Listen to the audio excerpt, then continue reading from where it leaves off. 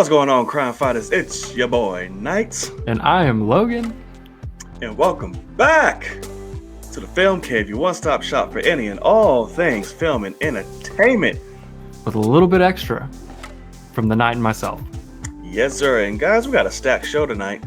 Might be a little lengthy, just a little bit, because I have a lot to say about a lot of topics on this. And I know it's going to spark a lot of reaction from this guy as well.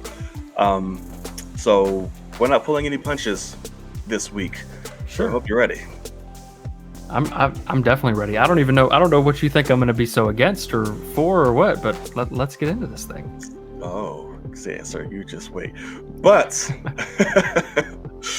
as always, guys, the show always has to start off by thanking you all. Thank you for taking the time to hang out with us, chill, hear our crazy ass viewpoints, whatever you want to talk about in the comment section. This show cannot be what it is and will be without you guys. So if you enjoy what you see, please hit that subscribe button. It's fairly follow easy. Along with this, guys. Absolutely. It's easy and it's free as hell. So that'll be much appreciated. Hit the like button, share it, share with your grandmother, her dog, the pincher, whatever the hell you want to do. Just make sure you share it. So, all right. So how you been, good sir? What's going on? You survived a lot. So let's talk about you really quick. You went through a lot. What's going on? Went through a lot. We ended up being all right. My family, my parents' house, they had no power for 3 days. And so that was, had to make arrangements to figure out who's staying where, but also my aunt and uncle and their 3 kids, they didn't have power, I think, for 5. And like one of those nights it got 0 degrees in central Texas. So I've never experienced that before. It was very, very crazy, to experience. And at one point my dad, because the first night, that 0 degree night, my parents stayed at home. And my dad was like, we're going to freeze, and so they have a fireplace that they haven't used in like 25 years.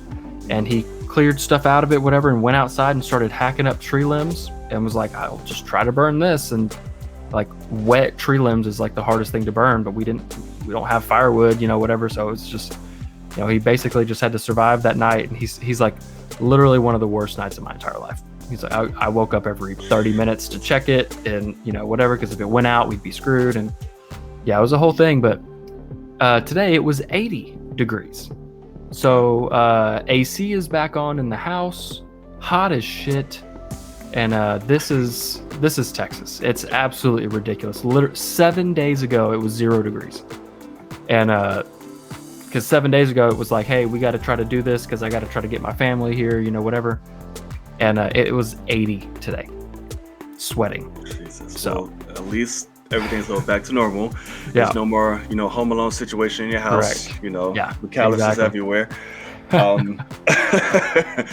I'm glad you made it all right. I'm glad your family's cool. And because I know what you guys had about, 60 deaths out there?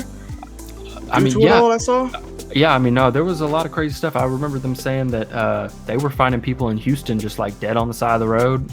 Like, I guess homeless people or whatever. Like, I don't know, man. It was really, really crazy. All last week, I could not go to work. My entire neighborhood was thick ice.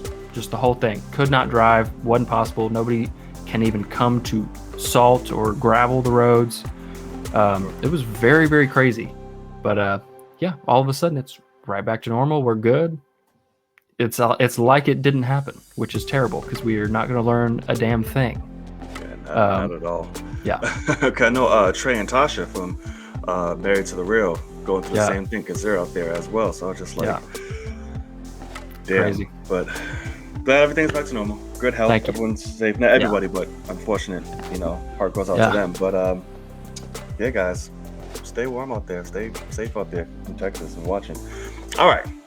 So, for those of you that are new, happen to stumble upon our pretty faces, we like to, me and Logan are a couple of nerds. We love talking about film. We can do this shit every and all day. Yes, sir. But sometimes we like to talk about things outside of the world of film, but somehow that bitch just ends up creeping right back into discussion. Somehow. So, this is our Out There in the World segment So, good sir, in traditionary fashion, do you want to lead? Right. Do you want to lead us off? Do you have anything you want to say to the people? Talk to me. Yeah, I mean, this is out there in the world because it's really just kind of, it seems like it's some sort of marketing campaign, like just kicking off all of a sudden. But it's Spider-Man 3. The title reveals all of a sudden out of nowhere. Literally, I think at the exact same time they posted, it was Jacob Batalon and Tom Holland both posted 2 new pictures from the movie. It looks like they are in Agatha's dungeon almost. It looks like some nasty place. We'll talk about that later on. But then they also both said, here's the title for Spider-Man 3. You know, you're all welcome, whatever. And both of them posted 2 completely different things. Right. So Jacob Batalon posted Spider-Man Homewrecker, and Tom Holland posted Spider-Man Phone Home, like some ET shit. Absolutely. And so, of course, some outlets were immediately going like, "Oh, this is it," or you know, "What's happening?" And got my ass. Yeah, so because that's the thing is a lot of people didn't see Jacob Batalon's, and so they're like, "Oh shit, Tom Holland just posted it," because I think he's done that in the past. That's what they get it out through him. But yeah, so my real question is, I don't think either of these are the real title. But do you have any ideas for a possible title? Because apparently Home has to be in the name. Right, I'm guessing. I was like, are they sticking to the home shit? This man in Home. I don't know what's going on. But I was the one that got fooled with the Phone Home because he posted on Instagram. I was like, oh shit, he just dropped it. Perfect. Right before the show. Cool. We got something to talk about. Then you text me. I was like, oh, well, they already fucking dropped it. Here you go. And you tell me it's fake. So I'm like, God damn. And they show me Ned's. It could be a possibility with one of these 2. Sure. That'd be hilarious. Or the actual title. To be completely honest, I hate both of them. So I hope agree. It's not I know. The case. I'm right there with you. Exactly. I hope it's not the case. But whatever. And they could just be doing it because Tom is notorious for fucking shit up and letting stuff spill. So this can be a real cool way for them to get their Deadpool on. Like, let's start a fun marketing campaign for this. And just the irony of it all. But I mean, I'm sure they'll give us something good that we end up liking if these 2 aren't the same thing. I can't think of something, but I know it's gonna be Home. Maybe it's like Homebound or some shit. I don't know. Right. It'll be something like that. I mean, I honestly don't know, because it's one of the I ended up liking Homecoming because it was a homecoming dance in that movie. Right. I still think Far From Home is kind of a shitty title for that movie. And I don't think so. He was in Europe. Right, but like that was the only part of it. Like being in Europe wasn't that big of a thing. It was like Mephisto is a thing, or not Mephisto. What's his name? Who was it? Pretending to be Multiverse. Mephisto. No. That's the guy that I think is in WandaVision. What is the guy's Mysterio? I mean, shit. Yeah, it's terrible. They're very close. Yeah, Mysterio. Fuck. Yeah. So I don't know. Like, Far From Home, it looked like they were like, we got to keep Home in it. For some reason, they want to keep Home in it. So yeah, I mean, he's a friendly neighborhood Spider-Man. He's in Europe. He's like out of his element. He doesn't know what to do. Sure. And he's thrown in it. I think it works. But I mean, it works. But I didn't think it was a great title. I think Endgame is a much worse title. But with this one, I don't know. It's probably gonna have the word Home in it. But I also did see something today that said, which you probably need to jump on this, some sort of casting call for possible courtroom scenes in Spider-Man 3. See that. Hopefully that means Charlie Cox. So that's the thing, is everybody is immediately going, holy shit, Daredevil is going to represent him. I honestly, sadly, because that's what I want. I want Daredevil. I sadly think it might be a She-Hulk thing. And I think because she's also an attorney that is true. She literally specializes on representing superheroes. Yeah. So I sadly think that it's a She-Hulk thing.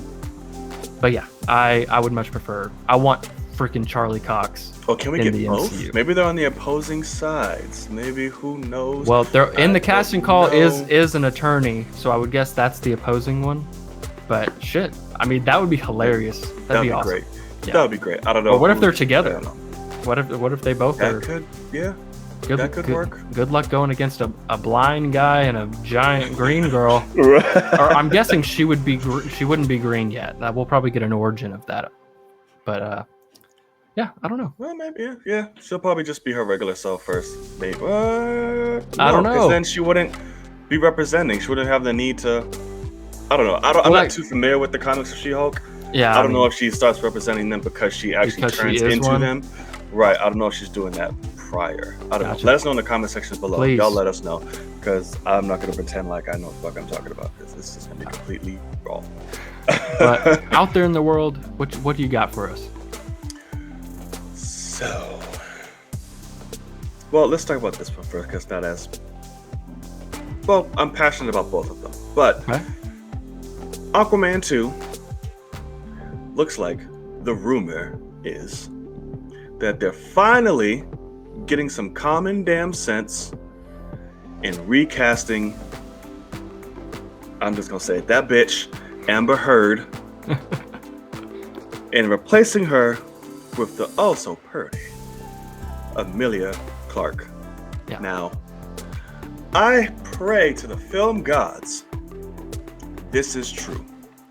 Now, shit, we were supposed to get, apparently there was a rumor we were supposed to get big DC news today. I didn't see shit. Blue Beetle. So somebody, oh yeah. That was it. Yeah, that was it. Mm-hmm. Okay. A director. Well, yeah, okay. Well, good. Congrats on him. That's great. Yeah. Yeah. So I hope you're right. Yeah, I really do, because it's pissing me off that they're doing this whole movement of, oh, Ray Fisher and this and all of that shit. We want to be woke and yada yada yada, but you literally have a woman in-house, a proven asshole, just chilling with no repercussions at all. So I'm hoping this is true. I really am. I don't know. What are your thoughts on it? I mean, my first immediate thought is, I want to say that when it comes to her and Johnny Depp is the only one that's actually been convicted in whatever, like something that she said and he did it, whatever. But she has definitely, she cut his fucking finger off. Yep. Like shit in the bed, did all type of crazy shit. So like, I don't know. I most definitely think they need to fire her, just for the simple fact that they fired Johnny Depp in the Fantastic Beasts franchise. I mean, they need to make this right in some way. And even if that way is like, we need to just brush these guys off and move on and say, hey, we're not a part of that anymore. We got rid of both of them. We're not choosing sides, because right now Warner Brothers looks like they're choosing sides, and it's the wrong fucking side. You just maybe they're both on the same fucking studio, and they got rid of. Wow. I forgot Fantastic Beasts was Warner Brothers. I didn't watch them. They are choosing sides currently, and because I will also admit it was one of those things. Saw a picture on Snyder Cut, and Mira's in it, as she should be, because it's Justice League and Aquaman. But that's the thing, is like, it's fucking Amber Heard, and I do not want to support her. She is like a Gina Carano situation for me. Right. I don't want her. I don't want to support something that she's in. I don't really have the option currently. Same thing with Mandalorian season 2. I was like, Gina Carano wasn't a piece of shit publicly until after she filmed this. So I'm going to give Lucasfilm and Disney a pass. I'm going to enjoy this for what it is. And it ended up being great. She was not anything special, and I was glad for that. But it did look like they were trying to set something up. And now she's asked to do the same shit for Amber Heard. We need to get her out. Move on. Literally, just say, we're not involved. We're not choosing sides. Cut ties to both. And get out of here. You don't even have to condemn her actions. Just fire her. That's it. Oh, I don't know. No, you need to condemn her ass. If you condemn one, need to condemn so that's the question: is did they condemn Johnny Depp, or did they just like ask him to leave? I don't remember. But if they did condemn him, do the same. I forget. Same treatment. This recent court case he just lost, who got hit with some shit because of it. I forgot what it was. Yeah. His fucking career went into fucking shambles and everything. Like, everything that eye for an eye, bitch, it needs to happen to you. Exactly. Because you were the actual one sitting there bullshit on this man, and you're the one fucking whooping his ass. Yeah. So it's like, I hope it's true. I'd love to see Amelia in the role. That would be an awesome Game of Thrones reunion. They already have the chemistry. For sure. So it'll be they love each other to death. Yeah. Right. Even though it'll be a different kind of chemistry from the Game of Thrones one they had, but a relationship. Unless Aquaman takes a really dark turn. But right. So yeah, so WB, if you're watching this, because I know you are, I'm cool with all the execs. Get on your shit. Do the exactly. Right. Please. Yeah. All right. So next, one I'm very happy about. Extremely happy about. Oh man. So movie theaters are back, bitch. At least in New York, anyway. So apparently, and I found this out through this man on next to me. I'm not gonna try to remember where the fuck it is on the screen when we watch it, but the motherfucker next to me. Text me and let me know. Starting March 5th, AMC is bringing movie theaters back to what, about 50 people at the most in a theater, or like 25% capacity. Right. So they basically want you nowhere near anyone, which is smart, but it is smart. Now, this is naturally, there's, as a movie theater person and experience watcher, yes, that's barely anybody's experience is going to be like, I won't be immersed. Yeah. But at this point, I can give two shits in a fucking handbasket. Yeah. As long as I'm seeing a movie I'm supposed to on that big ass fucking screen. When does Godzilla come out? You get to see it, I think. Yeah. That's what I mean. Yes. Godzilla vs. Kong. Let me look at that release date real quick. Go ahead. Yes. How excited are you? All kind of ways. Yes. I don't even give a fuck about the experience no damn well. I just want to be back in the theater. March 31st. Yes. I just want my body just to be rumbling. I want to feel everything. I want to just be truly just immersed in IMAX screens and just, oh my God, I could almost cry. I am so excited about this. And New York, you're late as fuck, but yeah.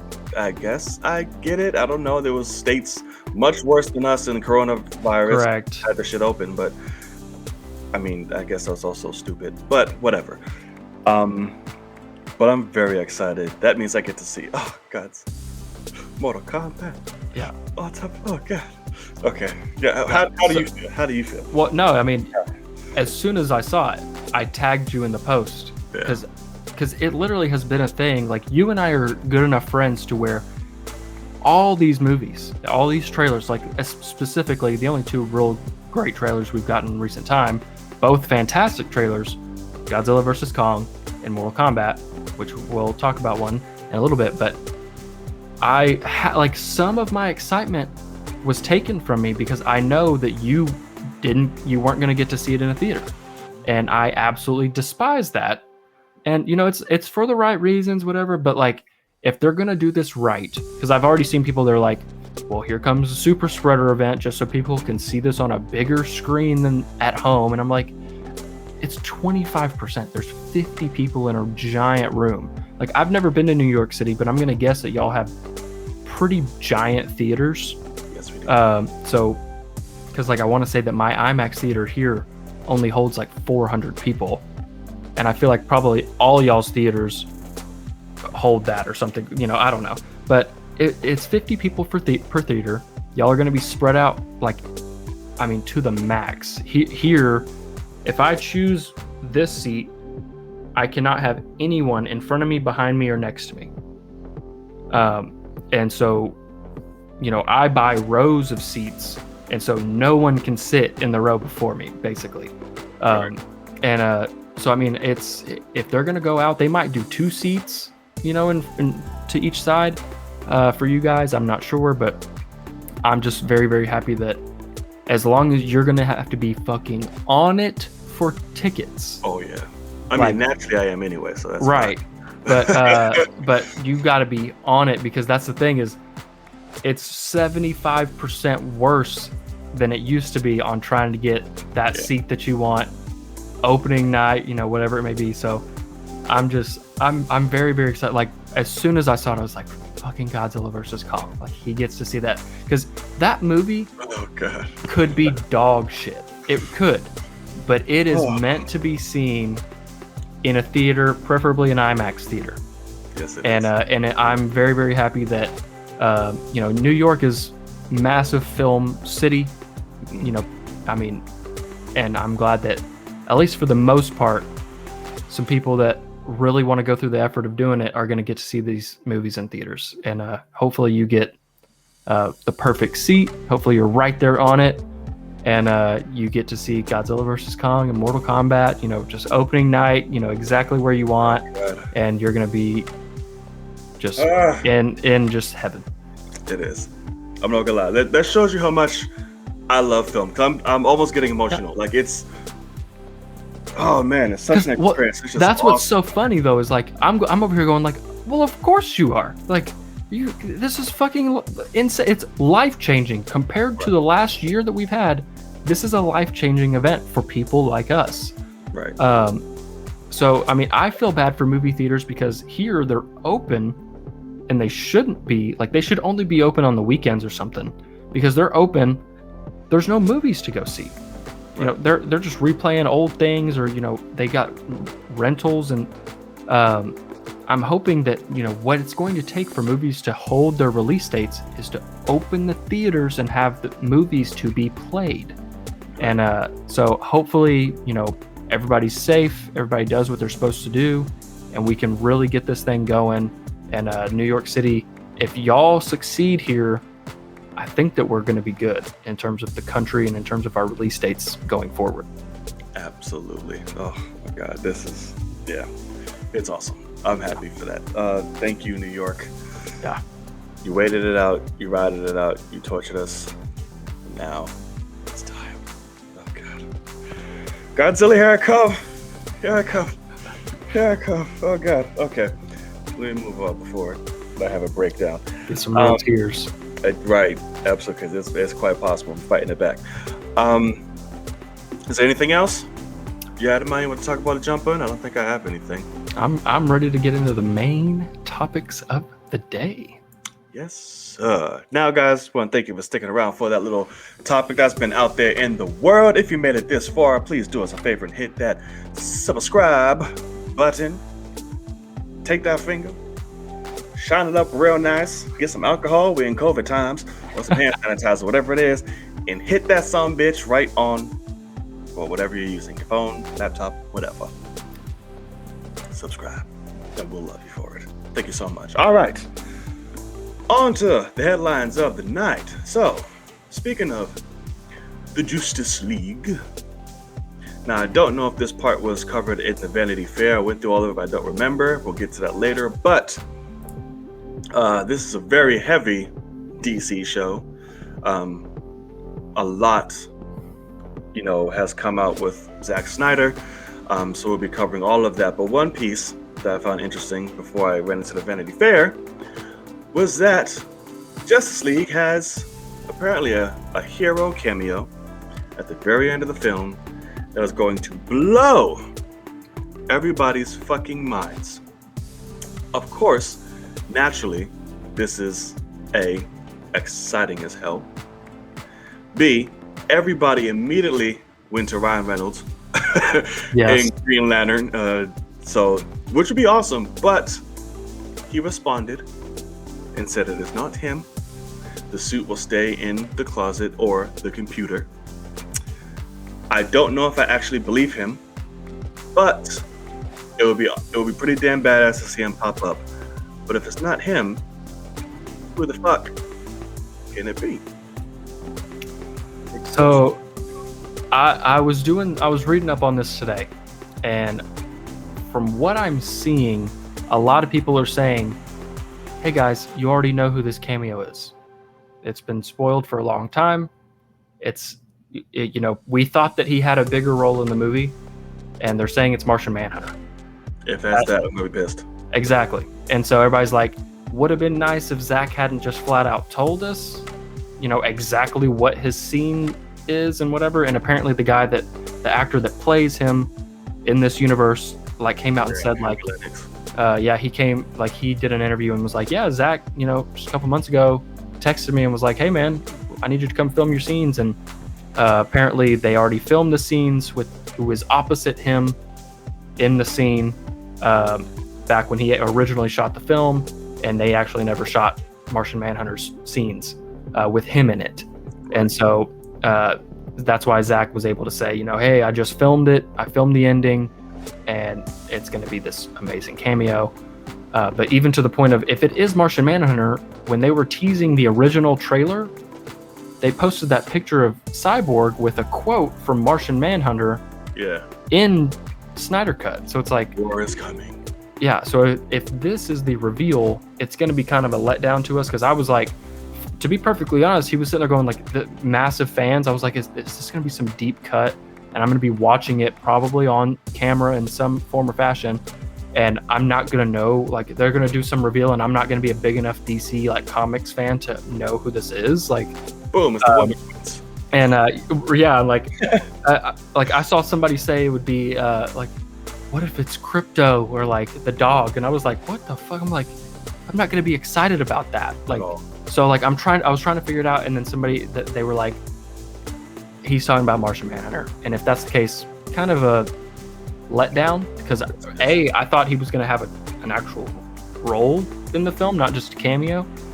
But you know what do you think? Do you think there's a possibility of he's sneaking something else in there?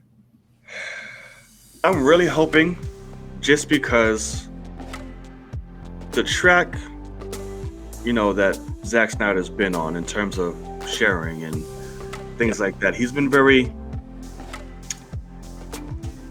particular with it. And each one hasn't been without its reason.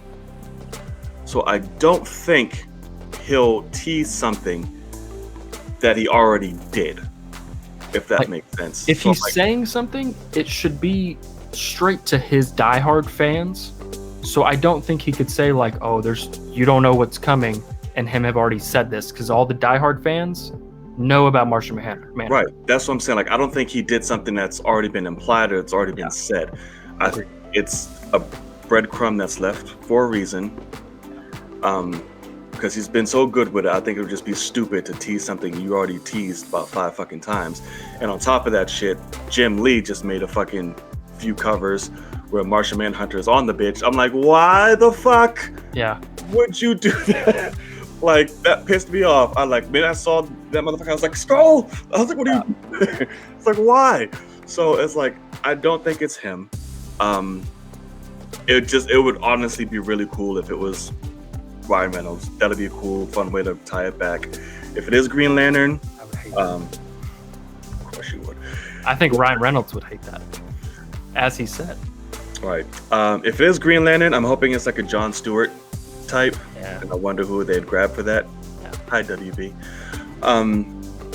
But it's, I don't know. Other things that pop in my head, maybe like fucking Hawkman or some shit. I don't know. I don't know who it could be. You'd have to go really deep to surprise some motherfuckers. Like I said, right. Wonder Twins or somebody pop up like a little jab. Like, you have to go real deep.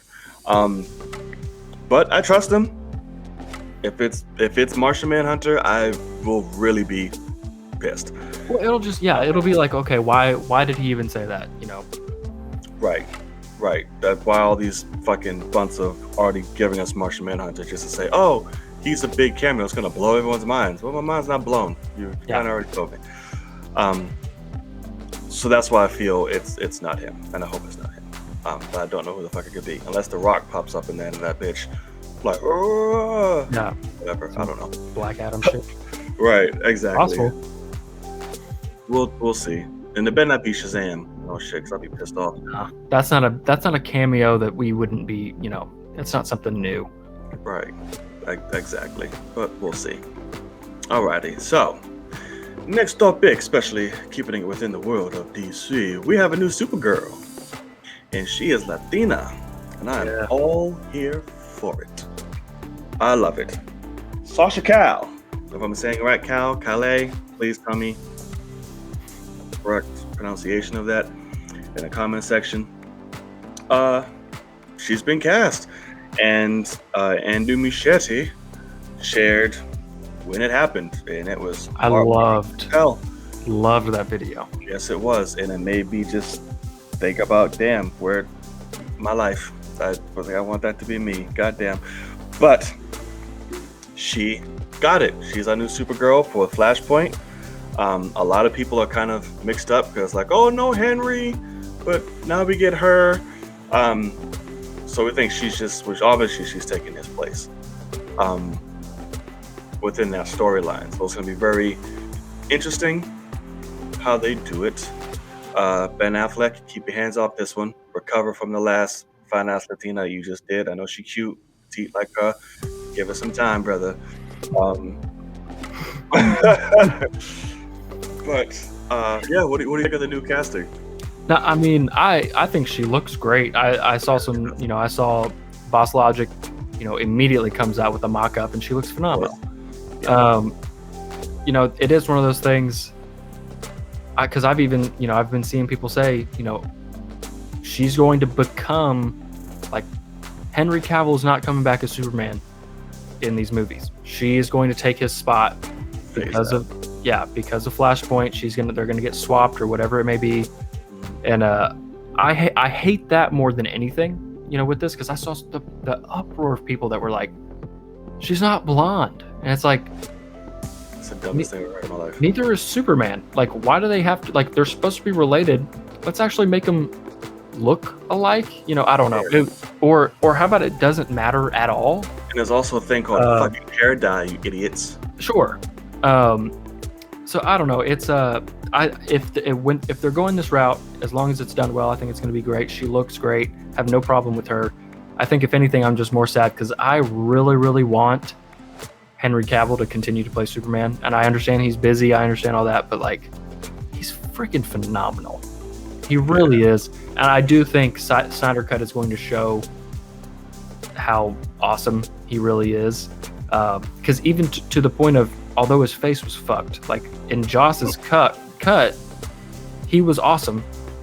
As Superman, he was an awesome Superman. I think we're going to get a different Superman here, but I think it will just show you that Henry Cavill is made for this role, and you should probably use him while he's young and in shape like this, because you can't stay a bodybuilder forever. I just think he's over it now at this point too. I think he's doing Zack this favor, and then that's it. I know. I hate it though. Yeah, no. Should have treated him better. Superheroes, right? Both of our, badass superhero cast. We're losing both of them due to WB's fuck shit. But I look forward to what this means for her. This is an amazing opportunity. Massive, especially in terms of representation, person of color. Hell yeah. This is amazing. Of course, you already have the ignorant ass bastards talk about she's a Latin Supergirl. Suck a herp dick. All right, like, grow up. Like, I remember that the same bastard that was bitching over Parasite winning Best Picture on YouTube. That Rob, whatever the hell, I forget. Y'all know in the comment section, y'all will let me know. He did a whole nother video just ranting about a Latina Supergirl. I'm like, bro, do you not have anything better else to do with your life? Like, it's why is it still a thing in the world? Yeah.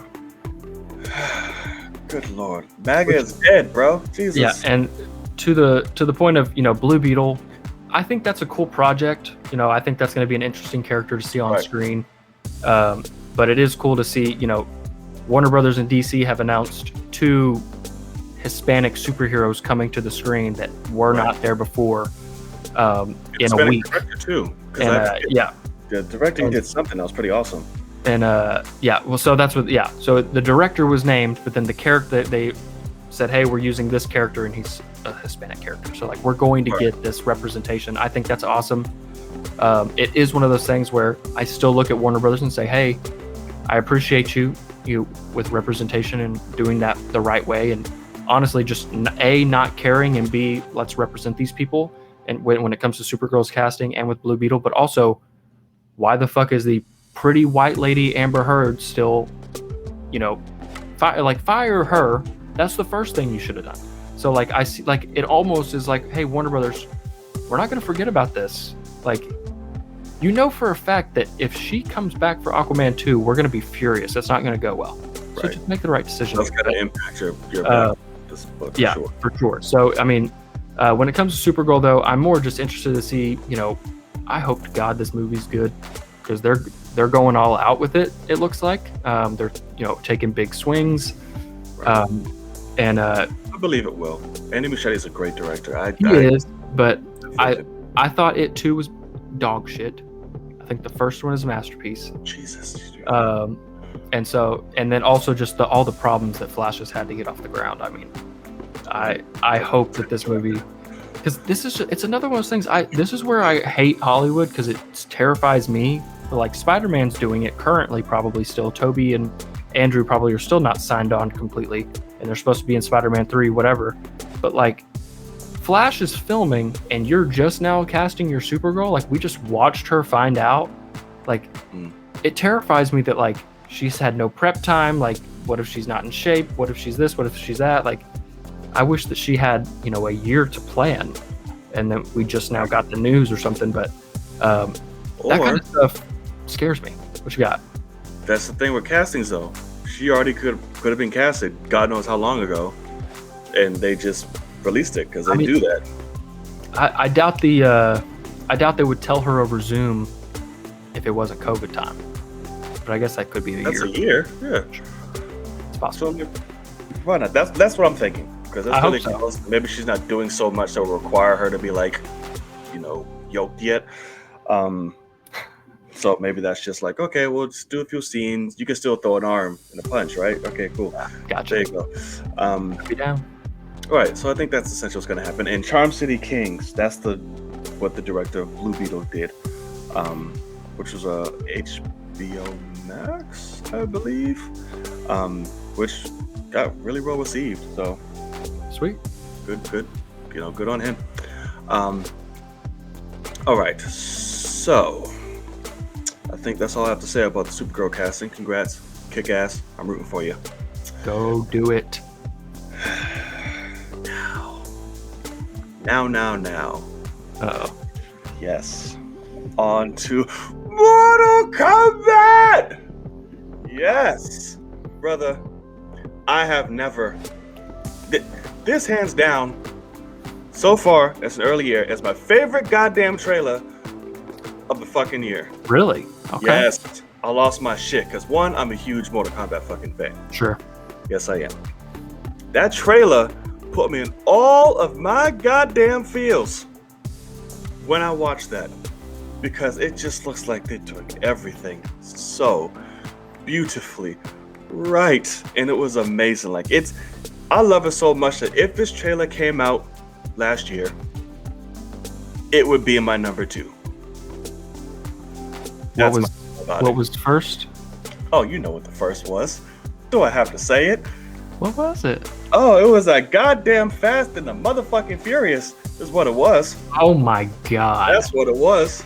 That was the number 1 trailer of the year last year. It was beautiful. Good lord. But anyway, it's not about that. It's about Mortal Kombat. So, forgive me. I'm going to take my time a little bit. This trailer was just magnificent. It spoke to true diehard Mortal Kombat fans. It's showing you that it's doing it, doing its justice. It's doing its right for what we've actually seen. It's respecting the material, the characters. At first, I was very skeptical of the cast, because there wasn't anybody big really. We all saw the photos. I was like, okay. Seeing that motherfucker in action. Yeah. Here you go. I know. Take it all. Casting was magnificent, especially for Scorpion and Sub-Zero. Jesus Christ. They were sexy as hell. This whole, just the design, the look. Yeah. The actors themselves. We got 2 badass, purebred fucking martial artists and swordsmen and all of that to portray these characters. And then the music. Oh god, I loved you and your trailer music, and they did not disappoint on this one. Oh my god. To this day, when they integrated the Mortal Kombat theme, it was all throughout, but when it hit at the end, when Sub-Zero's making that fucking blade, and him and Scorpion eyeballing each other, just playing that Mortal Kombat. Oh my god, it gives me chills every fucking time. I have goosebumps now. It's ridiculous. Goro's in this bitch. Had no idea. What? I lost my shit when I saw that. Yeah. We have fatal blows. This motherfucker cut Scorpion, took his ice, and his blood turned into ice and stabbed him with it, and threw him through the ice wall. Fatal blows. We're getting fatalities. Kano did his classic at the end. I was like, what the fuck? Oh. Now, that doesn't go without saying, there's like one or two things I didn't like. Okay. What you got? Well, I'm lying. One. Melina. Now, as a diehard. Okay. I love the casting's cool. It looks cool from mirroring up until we get to here. Where is this bitch's just teeth? It was not ugly enough. It wasn't crazy enough for me. It was just regular sharded teeth and a regular mouth. That's not Melina. I think there's a possibility that she will become that. I hope. I don't see them not going all the way with that. Right. I did notice that because yes, she's supposed to have a mouth that starts here. Right.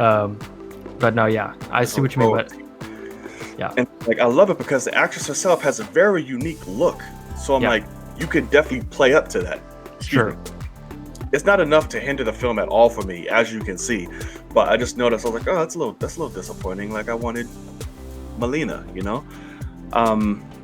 But yeah, I'm gonna let you go, and I'll just work off that because I could just talk all damn day. And just to kind of second that, the reason why I immediately think that that's a possibility of her getting that is because in the trailer, they show her like get shot with something, and she has a hole in her, like you can see through her in the trailer, like she like falls to the ground and has a hole in her. And I saw it at the end with like all the hats and shit. And so I highly doubt that they just showed us her dying in the film. So that makes me think that there's something where they heal. And so we might see, you know, Scorpion put two fucking knives in her and shove them to the back of her fucking neck. And then she heals and it just grows teeth. And now she's like, oh, all of a sudden it's really Melina. Right. Or we could have watched her die and they spoiled that, which I also don't really care about because she's not that big of a character. But as somebody who's who's not, in terms of, for me, as not a giant Mortal Kombat fan, like all I really care about is Scorpion, Sub-Zero, Raiden. I mean, that's the ones. Raiden looks so good. I know, like I showed it to my boss yesterday. He hadn't seen it yet, and I was like, "You haven't seen the trailer yet?" And he's like, "No." And I was like, "Oh my god!" And as soon as it starts, because fucking Sub-Zero, when Jax shoots and like he just fucking freezes that shit, I was like, "Oh my god!"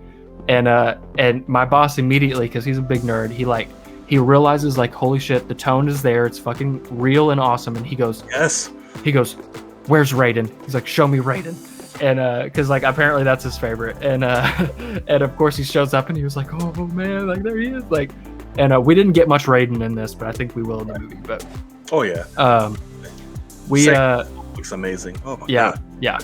So we got some really really cool stuff here. What I really took away from it was I like Sub-Zero as the villain. Yes. I think that's awesome. Interesting to see what they're doing with Louis Tan as this Cole character. Theories.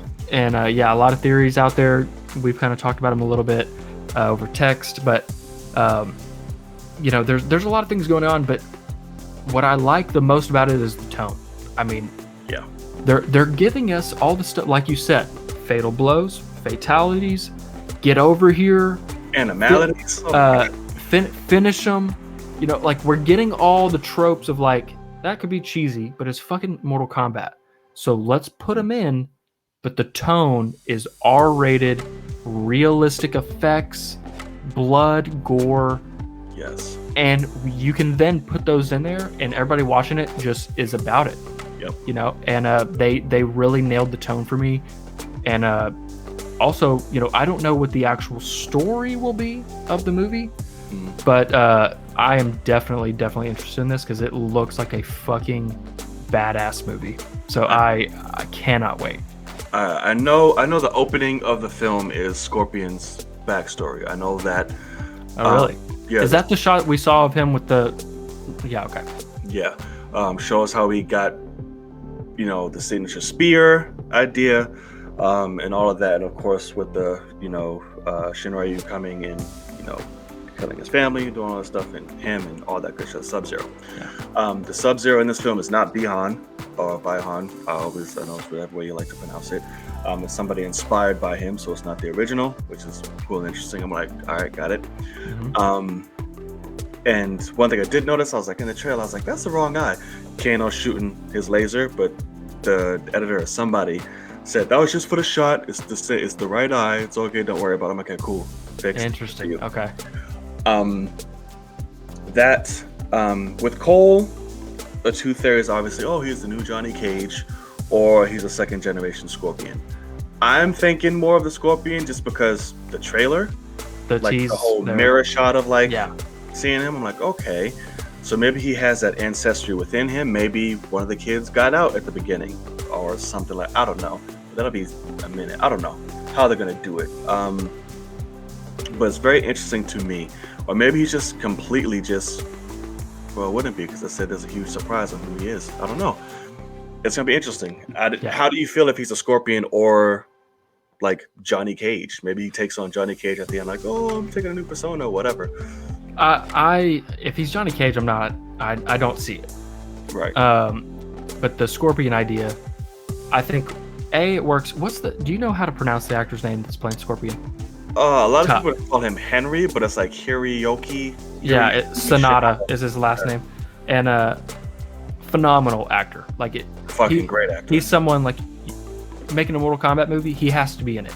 The fact that they were like, let's make him fucking Scorpion. I'm like, oh my god. And even my boss, they show him, because the first time we see him in the trailer, I guess it's that opening scene, like you said, it's his origin.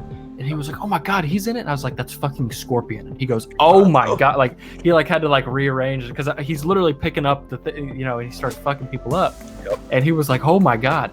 But although he's obviously capable, and it probably makes sense for the trailer too, but I think it is a thing of he's an older actor. And also, it does look like Sub-Zero is fucking him up, in a way. I think that's just for Sub-Zero. I think he's gonna fucking go ham. Sure. A lot of shit. But I do think that it's possible that because Mr. Sanada is older, he might pass the torch. Because also, what is Louis Tan's? I'm just reading up on the stuff. I'm not. What's his abilities? What's he doing? Who's his character? So I definitely think, because also it makes sense when you look at who's playing Sub-Zero in the age of that guy, and then you look at Louis Tan. It's like, oh, that's gonna be the head-to-head in the sequel, or the end fight here is they're going to carry this franchise for a long time, and they're highly capable. So yeah, I mean, I really, really hope now, because of course I saw the trailer, and then I saw people saying oh, that means he'll be the next one, and I was like, oh my god, please, please, God, because that sounds awesome. It tells me, it's a smart way to do a franchise and say, hey, we're gonna give you the coolest fucking Scorpion there is with this actor, and then he's gonna pass the torch, and you already have that Scorpion. You have the tone. You have what Scorpion is in this world. Now we'll give it to a new, younger, less known actor in this world who can easily take this and go. And so yeah, I do hope that is the case. But it was a really good trailer. I really, really dug it. That opening scene in the trailer with Sub-Zero and the gun and ripping his arms off, it immediately establishes that tone. and you're racing, and then I wish that we got better shots at the end that weren't so fast cut. Like besides Kano's part, where he rips the heart out and then has his little thing at the end, I wish we could have got some more fatalities, to really show people like we're going at it. But won't it? That's the thing. So it's like, okay, I'm in. The tone is there. The story looks like it could be really, really cool if you set up a main character who will become Scorpion in the end. It's literally like what a lot of people possibly wanted Rey to do. Like, oh, in Star Wars, like Rey's gonna go to Dark Rey, and like, holy shit, what if they did that and swapped them and like whatever. This is that, except they also will cut you in fucking half when they do go to that. So it's like, oh shit, like I'm in 100%. Yeah, definitely. And I hope, I know Cole is like, they're teasing him, but I hope he's not the guy like that we're following. Like the story is not all about him. Like, sure, still keep our core heroes, at the forefront. Liu Kang naturally is the champion of Mortal Kombat. Like that is his story, traditionally coming, first in the forefront. I hope there's a good balance, like intercut between the characters. So that's what I'm hoping. And we got a nice little shot of Reptile in there, which I like, which I'm assuming is Reptile. Look fucking badass. Shao Kahn. Oh my god, it was just amazing. And this is a movie I wish I could be in an IMAX theater, sitting right next to you, watching this, because I'm not as big of a fan, so I'm gonna be watching it just going like, oh, that's fucking awesome. Oh, that's awesome. But you're gonna be calling the people out. You're gonna be like, oh, like I know this storyline, or I know this, I've seen that somewhere, whatever. Yes. So I wish I could see it with you, but I'm glad that you get to hopefully see this in a theater. Yes, I'm so excited. And here we go. And it pissed me off. I'm like, y'all motherfuckers had us wait this long for all this damn goodness. You fucked it up on marketing and average, all that. Just waited so long to give us this master. Why? Yeah. But it was well worth it, I guess, to see what y'all did. Fuck y'all for making me wait so damn long, but it was amazing. All right, enough of that, because I can just keep going. I do have one interject for a callback. So not about Mortal Kombat, sorry. About the Spider-Man 3 thing. So Zendaya has now posted, and her title is Spider-Man Home Slice. So these are obviously jokes. When will the real title come? Possibly tomorrow, possibly tonight. I don't know. I'm hoping that it'll come out while we're still sitting here. Probably maybe around 9 or 10, maybe. Shit drops. Possible. So, but yeah. So, Home Wrecker. What was it? What was the other one? Phone Home, and now Home Slice. So I think that's pretty funny. But just wanted to kind of give people an update as we are. I can't say live, but we are recording this currently. Right. As things are dropping. That's funny. All right. Yeah. We'll wait and see. What I think Home Slice is the real one. I think they're going for it. I think so. I'm here for it. Home Slice. Makes total sense. I mean, you got multiple Spider-Mans. Hey, it's your Home Slice. That's my homie. I mean, hey, it's New York. They love pizza. Facts. Go get it. There you go. They're all coming together. Amalgamation. There you go. All right. So, guys, before we get into our next topic, if you made it here this far, please, first of all, keep the conversation going in the comment sections below. We tackled a lot. There's a lot of shit to nerd over. Let us know your thoughts on it, especially the Mortal Kombat. Let me know what you thought about it. If you hated it, just don't say shit. Just get off my chat. No, but yeah, let us know in the comment sections below and subscribe while you're at it. All right. So, WandaVision. That premiered. So, little independent show. You might have heard about it. Probably not. It's very small. It premiered this episode on Friday. And they gave us some shit. Yes, sir, they did. What did you think, good sir? I think it was Agatha all along, is what I think. Weirdly enough. Right. You're right. No, I as an episode, I'll be honest, this episode was kind of slow for like the first half. and then they pedal to the floor for like, you know, the last 10, 15 minutes, whatever it was. But I mean, shit, man. Monica Rambeau, now a superhero. Holy shit. Awesome. I did see some people that were like, that was kind of rushed or forced or whatever. And it's like, you know, I feel like they were obviously building to it. I was like, what? So, I mean, it was fine. But yeah, the Agatha Harkness reveal, I think, was because a lot of people were like, what, like, why was that so plain Jane revealed? And I'm like, we've all known that this is something. Everybody but you apparently thought that she was, because remember last week you were like, I think she's, I don't think she's bad, you know, because Vision was talking to her in the car and you thought that she wasn't bullshitting. Oh yeah, but I knew the bitch was Agatha. I told you she was bullshit. I like how they showed that actual scene, like she was like looking at the camera all fucked up and then went back to Vision. Fantastic. Right. But no, there's some really, really cool things.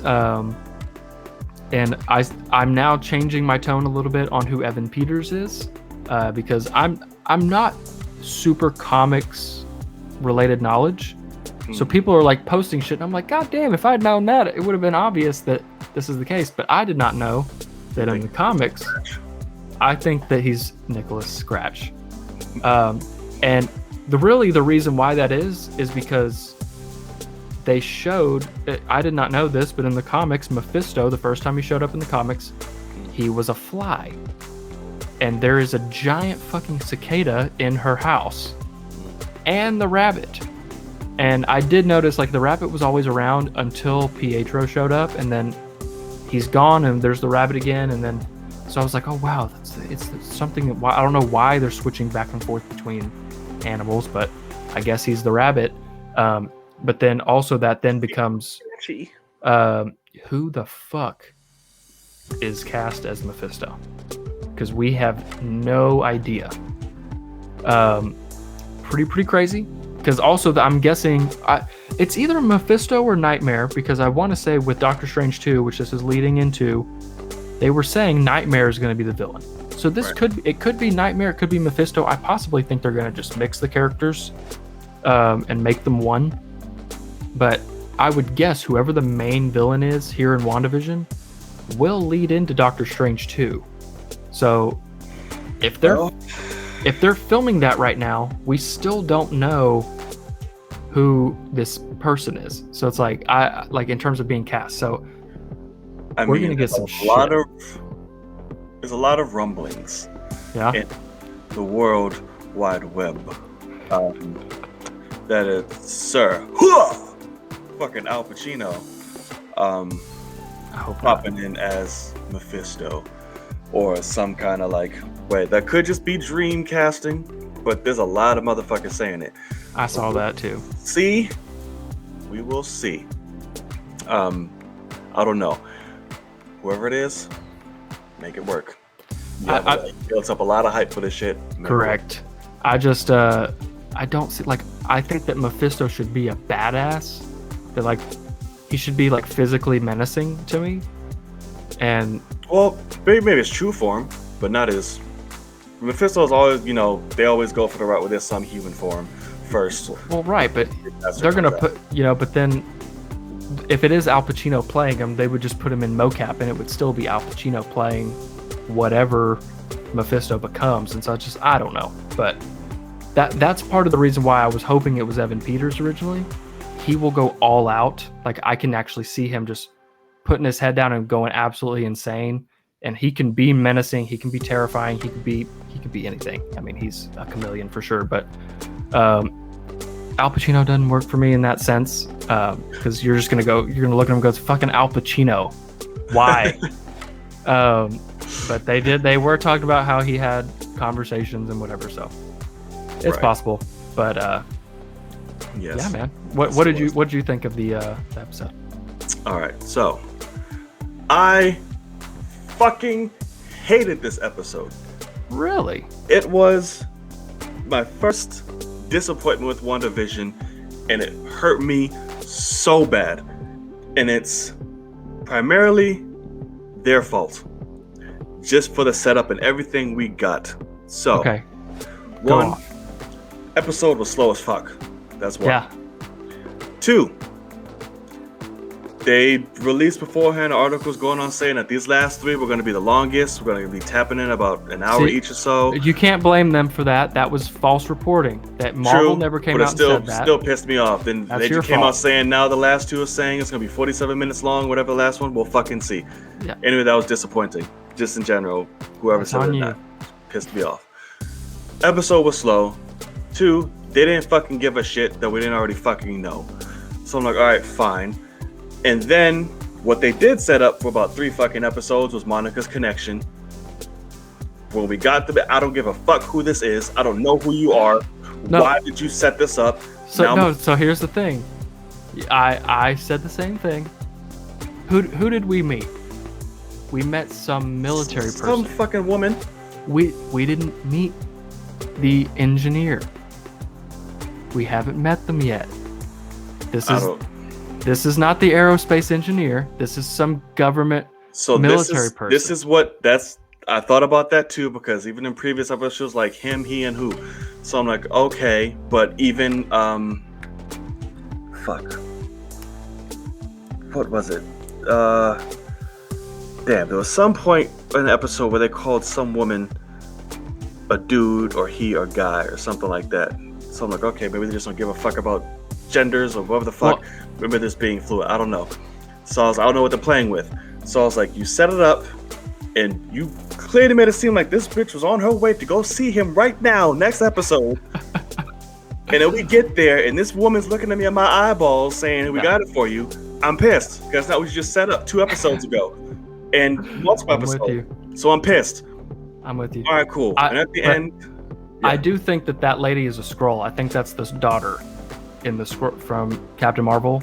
Oh. And I think that might be why they're going he, her, she, whatever, because we don't know what she's going to be at that moment. She could be whatever she wants.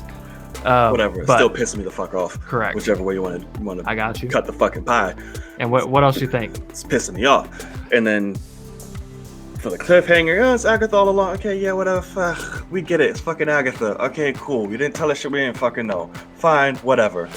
And then the whole episode just didn't go anywhere. I'm like, what the fuck are we doing? Like, it was just it was so dumb. The only coolest thing about it was Monica and then the Nexus tie-in. That was it. And this whole episode, I'm like, this just feels what's the deal with the Nexus? Filler. Like, what did you interpret that as? So, Joe, Nexus is reality bending, so it's different. So, like, Wanda is categorized as a reality manipulator, someone who can live within and create multiple, a Nexus being. Gotcha. So I was like, that's really fucking cool. Because I was like, all right, cool, we're doing that to open it up. Got it. And then Monica getting her powers, the 3rd time unlocked her shit. We had that little snippet from Captain Marvel where they're all at the table and they're wanting her to leave and all type of shit. And she turns into fucking Photon and she's seeing the whole shit through Spectrum. It's really fucking cool. Yeah. Her confrontation with Wanda was cool. I thought we was gonna get a lot more from that though. I was like, oh bitch, I got powers now. What's up? Yeah. Didn't happen. I'm like, all right, cool. Yeah, it was just a very lackluster episode. A lot of things. The mid-credit scene was kind of lackluster to have a mid-credits there. Like your first fucking mid-credit, and this is what you give me? Yeah, I agree. Snoopers, whatever the fuck. Snooper's gonna snoop. Yeah, Snooper's gonna snoop. Fuck you. So I'm just like, whatever. So I will agree with you on some things in that. So like, this episode was slow. Right. I do think that Vision and Kat Dennings together were hilarious. I thought that they were funny. I thought the gag of them being stuck at the stoplight was stupid. But I do think that them talking back and forth is funny. So dumb. Like, I love the Modern Family take on it. That was cool because I love Modern Family and The Office opening, all that shit. Yeah. But I'm just like, they set so many things up. And then Paul Bettany, these last 3 episodes are going to blow your fucking mind. It's going to be so great. If this is the start to my mind being blown, I'm not impressed. Because that's what smells. John, what happens next episode? Something better. You have no fucking clue. Something better. That's the point. Everything that we thought might happen in this show has now happened, and we have 2 more 50-minute episodes.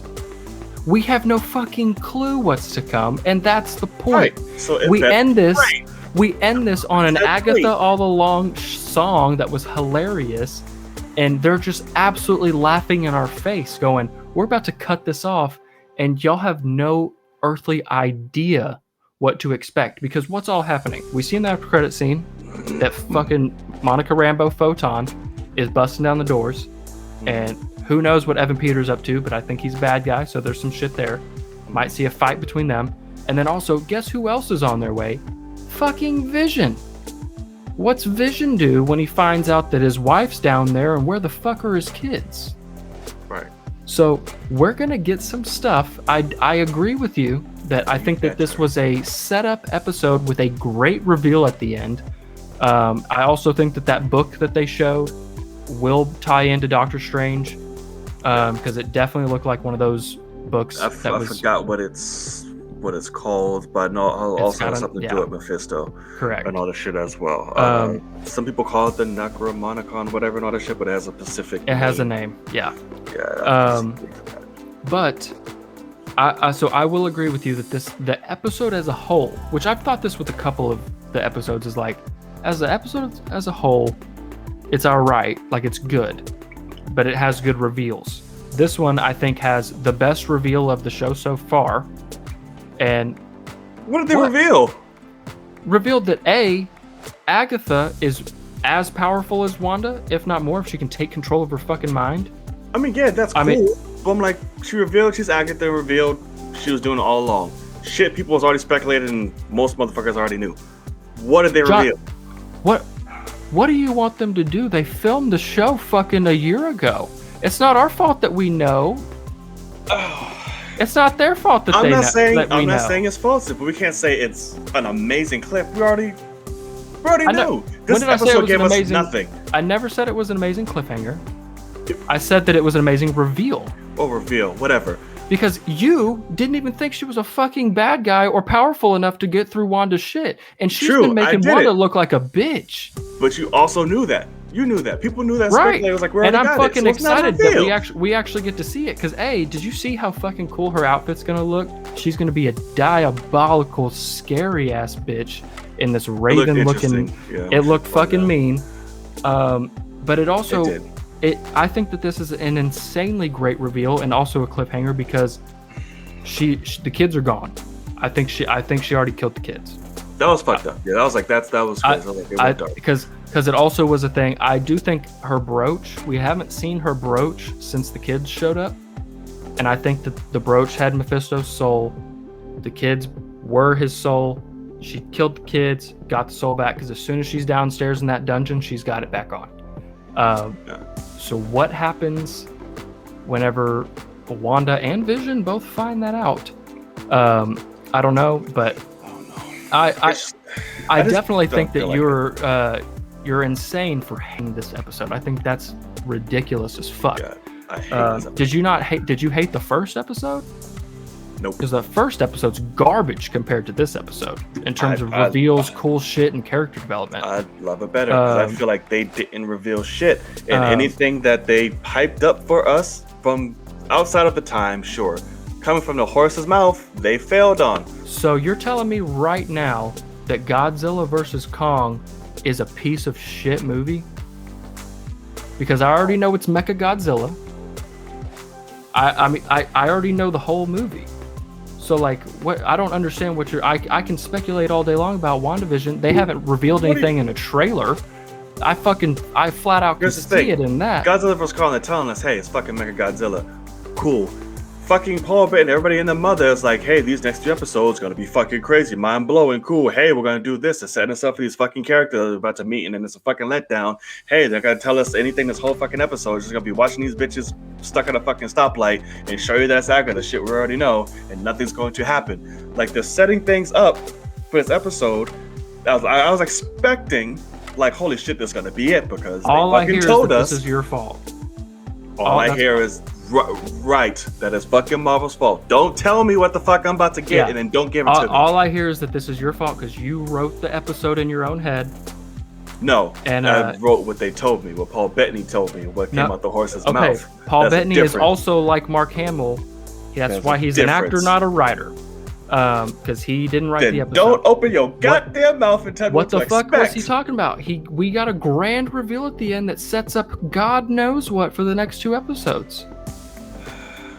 We'll see. Again, if there's supposed to be this 3-part, last 3 episodes, fucking greatest in the world, if it's starting off with this, I'm not impressed.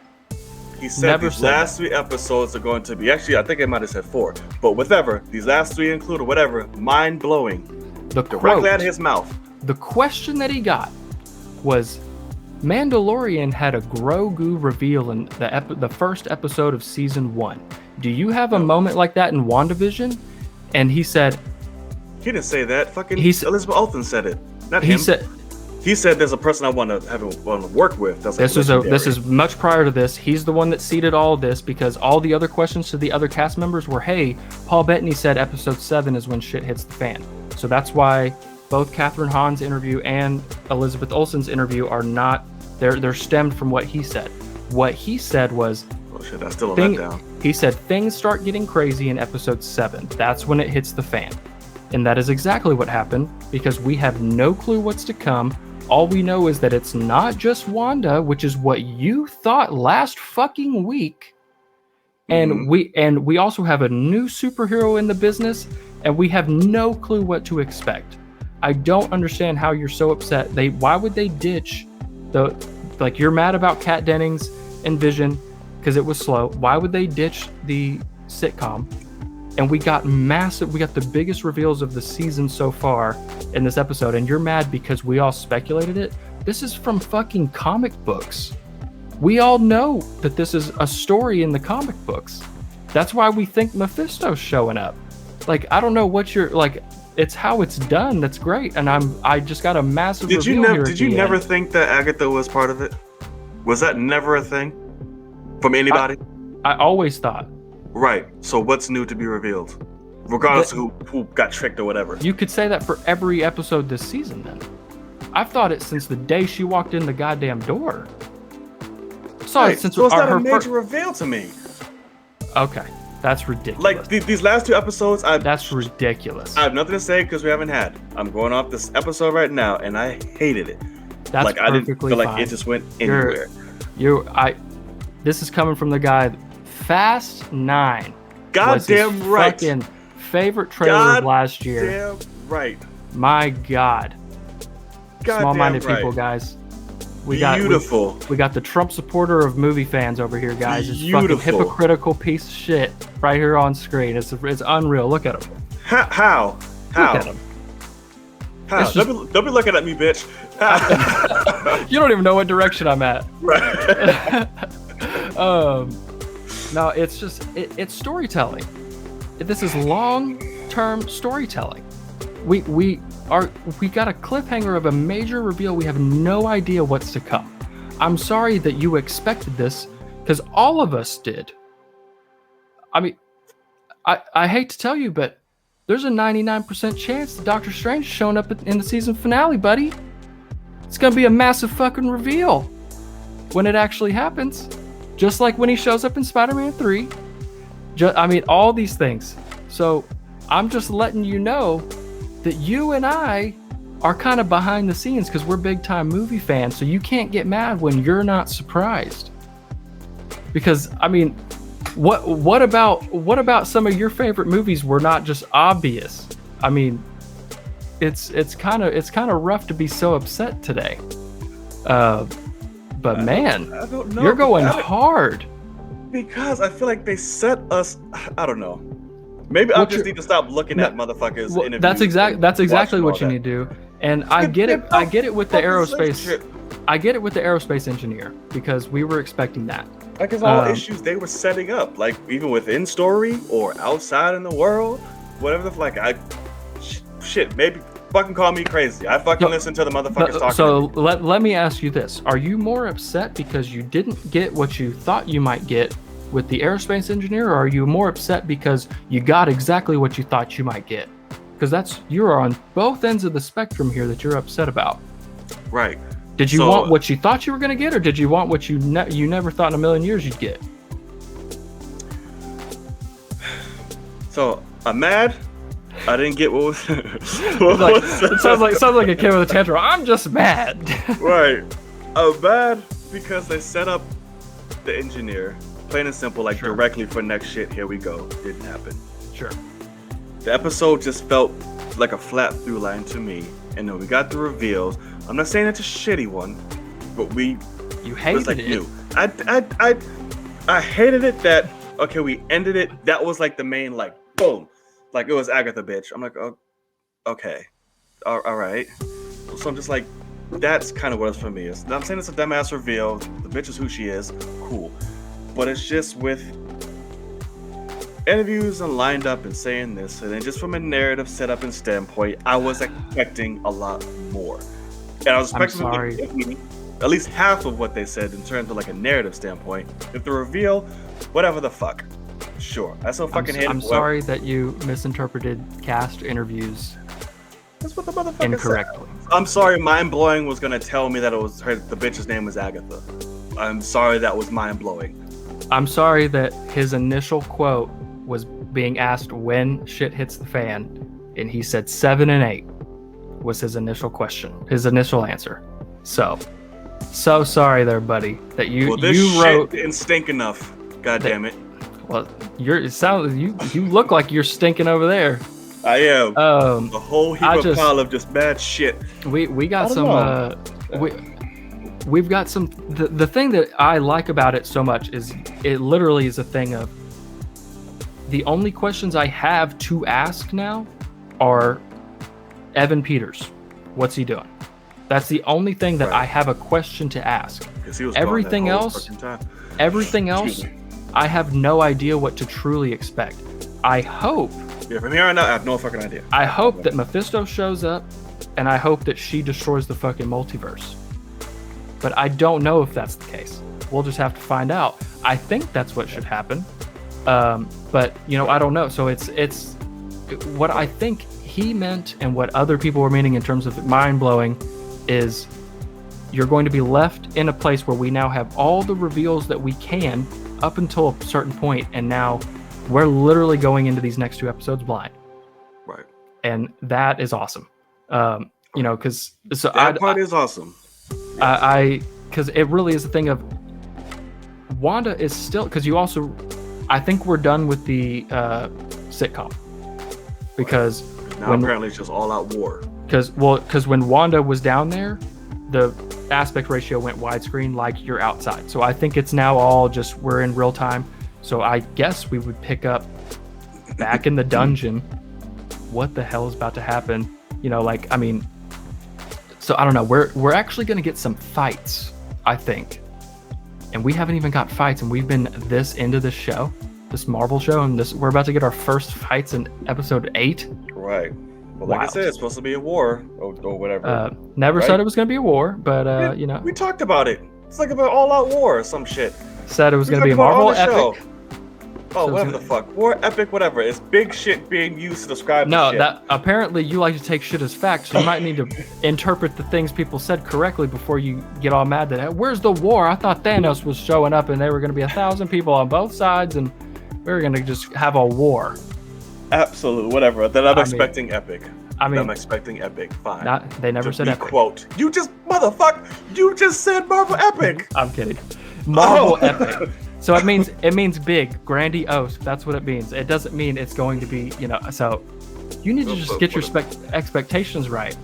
Because at the end of the day, this is still a Disney Plus show. I'm just not going to have them. It's going to go. Disney Plus 150 million. I know. And so that's the thing is I'm not expecting like Falcon and the Winter Soldier to have anything insane. If it does, blow me away. Right. But I do think that this right here, we're about to get some crazy shit. I really do think so. But I will also agree with you. Like the episode was slow, and when it got I guess it just if you don't like the reveals, then I can see why you're probably upset. But like, don't hate it. It's not you don't hate it. Like it's to the point. I've yet to watch a single other person's reaction to. Oh really? Shit. Yeah, and I'm always on this shit. I just don't care to watch any of it. Nothing happened for me to be like, oh. So if you watch mine, because I'll admit, I was really hoping that the aerospace engineer would be some crazy shit. And in the thing, they go, like, Monica goes like, oh, here they are. Right. And I said, they? And I go, there's no way it's all four of them. I said, It should be Reed. Right. And so I'm immediately thinking of the entire Fantastic Four within a split-second dialogue choice is now in fucking WandaVision. And then this lady shows up, and in my video, I go, no fucking idea. If this is somebody, I have no idea. And, like, I'm just still watching. So I'm with you. She's not the only one loyal. Shut up. And that's what made me think that it was. I think it's the Skrull, because what's his face? Hayward hates superpowered beings and aliens and shit like that. And so she's like, we're loyal and you're loyal to us. So I do think it's gonna be. That's kind of a cool thing when that is revealed. But I wanted that to be something. And I don't think we'll get it. I don't. I think that was supposed to be it. With how they did kind of, it didn't help that what's Monica Rambeau's actress name? Tiana Paris. She was in an interview this week and was like, oh yeah, it's a big deal. And so she did that. Not the writers, not the directors. She did 8 months after filming, she came back and said, oh no, it's really cool. And she's just like excited for the fucking show. She doesn't know what half the shit is that's going on, I bet. Because that's how these actors are. So I will admit that, like, but I then have to refocus my expectations of, like, okay, I went in with a third party hitting me with something. But 7 was when it was supposed to start hitting the fan. And then he said what Paul Bettany originally said was 7 and 8. And then he was like 7, 8, and 9 really is. And so we'll see. Fucking fan. just like a little hand man. Like, just buy at the dollar store. Yeah. Jesus, but whatever. It's but fine. No. So here's what I will tell you right now. If that's the biggest reveal of the series, the show's shit. Like, it really is. Because it is a thing of, I expected this, now what's next? Right. The point is we have two more episodes to go. And I mean, we all saw what the Mandalorian finale could be. So, absolutely. I mean, and that's not even really like, the last 2 episodes of Mandalorian season 2 weren't even really connected. So if this is like truly like a long story that's 3 episodes long, or it's 9 episodes long, but if they're going to keep it tight like that, we have an hour and a half left of storytelling, which is insane. Right. Because that's more than half a movie most of the time. So we got plenty to look forward to, I think. But I will agree this was a slow one. I also thought that Wanda was annoying because she's playing that character of, like, I don't care, I'm out. And I was like, okay, this is what they went for. But, like, now there's no way that she's that. Yeah, and so I'm like, holy shit. Yeah, she was so petty. So I think that she's going to be invested, and she was not this last episode until the very end. And last time we saw Vision, he was like, why the fuck am I sitting here, and, like, takes off flying. So it's like, so he's on one. He's pissed. I think that they're all going to meet up at that house, and some shit is going to go down. So house destroyed. Because what I'm guessing is it's going to be Vision, Wanda, and Monica against Evan, Agatha, and Mephisto. We'll see. Fucking Al Pacino in a big ass CGI. I hope not. Oh god, please, man. See, that would hurt. If it's done bad, that would hurt me a lot. I'm trying to fight for this show, and if they go with that and it's fucking bad, oh man, I'm gonna be sad. We'll see. All right, y'all. Now you got me nervous. Right. So we're gonna get into our main topic of the evening. As you guys know, we're very divisive on that topic of WandaVision. As we were. Let us know definitely what you think in the comment section below, Yeah, for sure. This is actually one I would love to know if more people are feeling like you, because my comments on my video haven't been that. But now that I hear you, I'm very surprised that more people aren't saying that.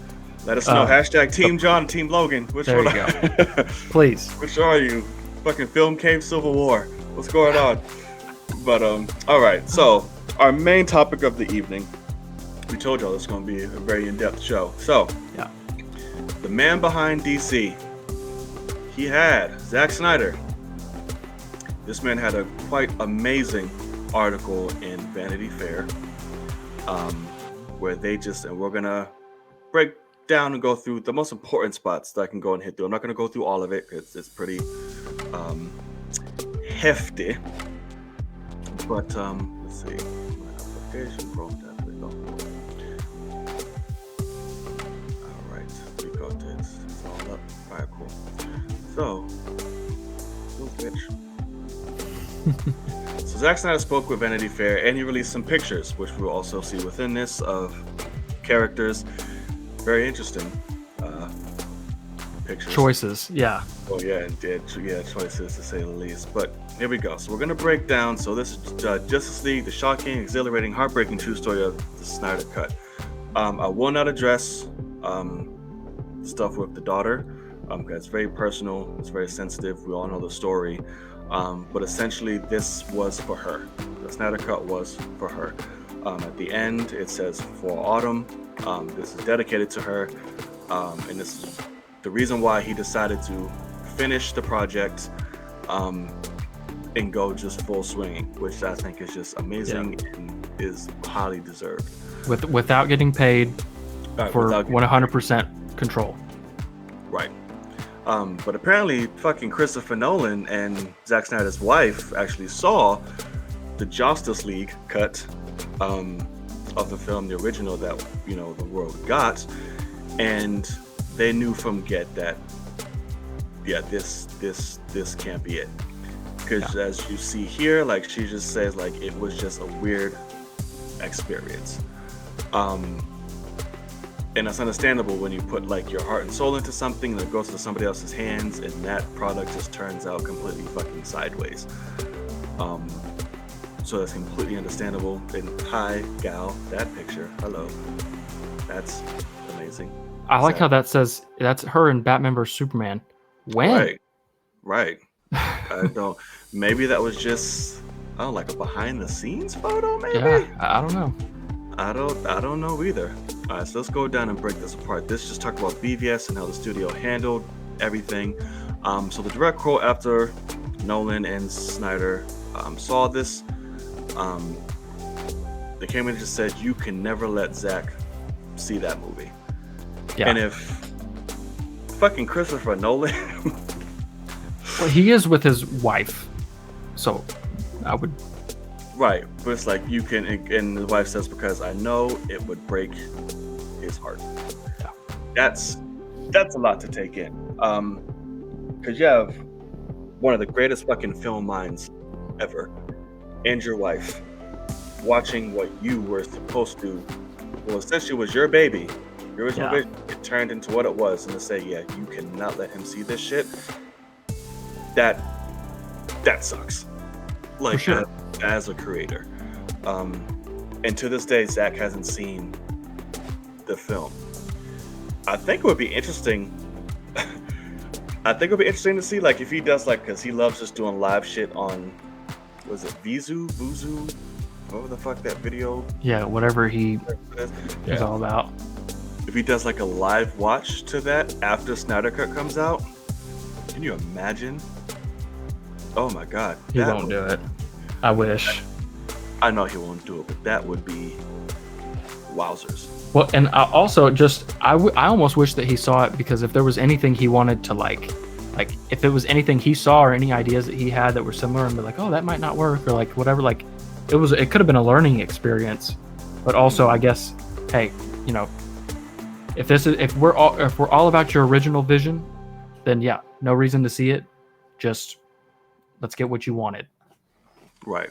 Yeah, I know. It's a tough one. It's very tough. And here he talks about the daughter and for Autumn. Like I said, we won't go into that. Like I said, it's truly sad within itself, for sure. But we do get this picture of Jesus Joker. Interesting.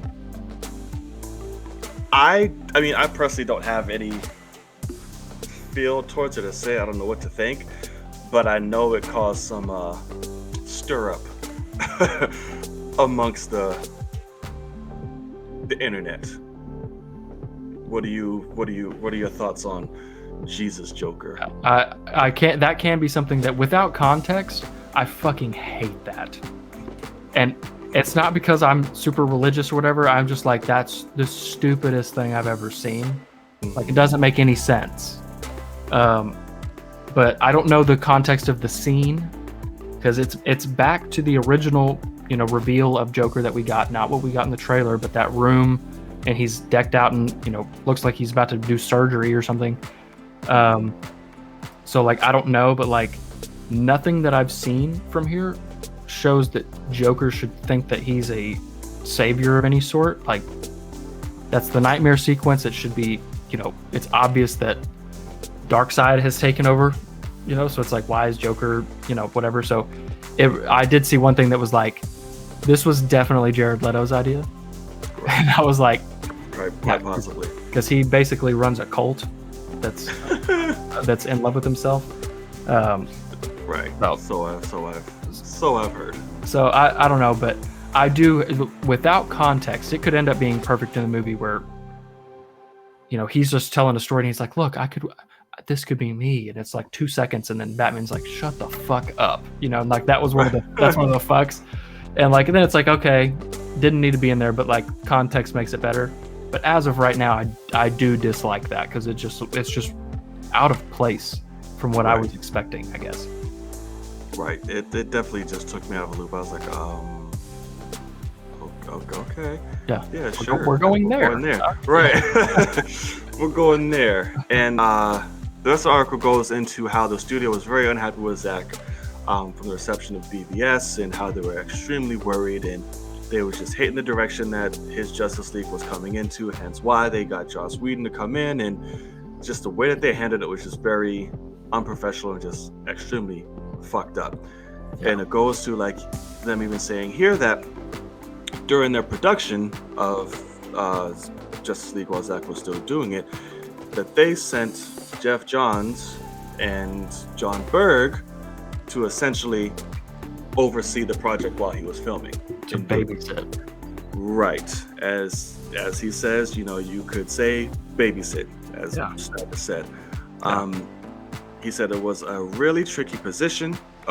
It was really tricky and not in a position that I loved, to be honest. I tried to be forthright about what I thought creatively. My job was to try to mediate between a creator whose vision, this is what Berg said, whose vision is instinctually dark, in a studio that perceived rightly or wrong, that the fans wanted something lighter.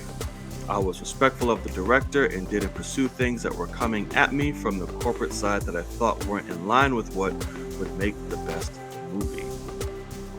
So there was definitely a clash going there in between tones, because we remember seeing reports, of reporters and things like that saying how they saw the scene, how everything was so much lighter and fun and comedy and things like that.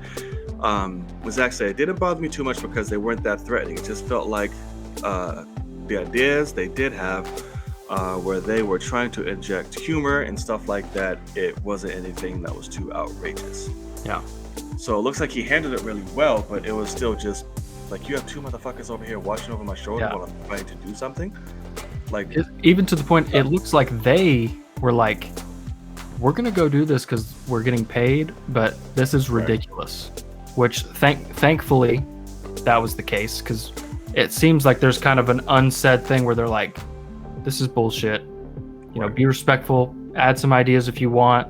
And basically, the way it sounded, it was like, Zack basically was like, I said yes or no to whatever I wanted in the moment, at least, and they didn't fight about it. Right.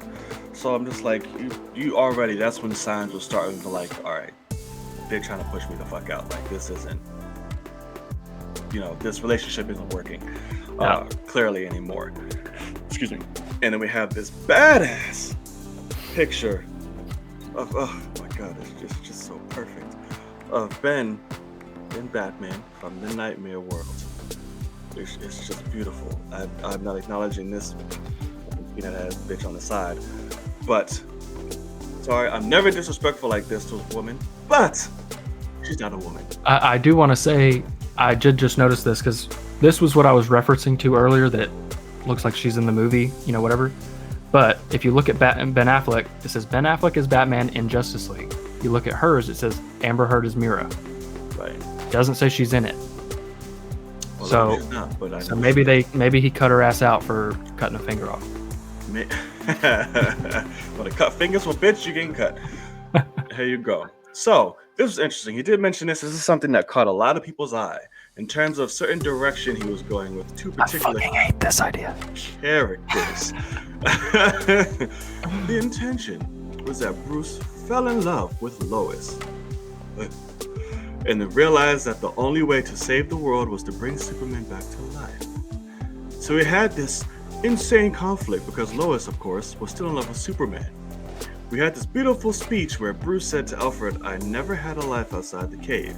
I never imagined a world for me beyond this, but this woman makes me think that I can get this group of gods together, then my job is done. I can quit, I can stop." And of course, that doesn't work for him. Didn't work out for Snyder either. The studio said no. What do you think of that idea? Since you're massive. Okay, thank you. I hate it because one, I don't like Amy Adams' Lois Lane, so I want my Batman he deserves better. So, what about any Lois Lane with that storyline? Ouch. Any Lois Lane, I'm like, hey, if you want to lay the bat pipe down, lay it down, but you don't need to fall in love.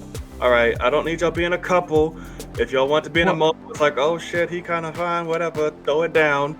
But I don't need no couple and we in love and we trying to do all this shit. I'm okay. I hate to say this is weird, but like you're talking about laying the bat pipe.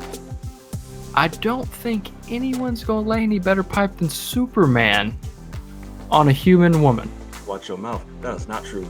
Batman Bruce Wayne is the king of lovers. I don't know about all that. And you could also die by Superman doing that. You don't know. What if he runs too hard? Can you imagine where he took that one? And then she fucking explodes. That's your last orgasm ever. You never know. She didn't. She's alive. Anyway, maybe he pulled out. We don't know.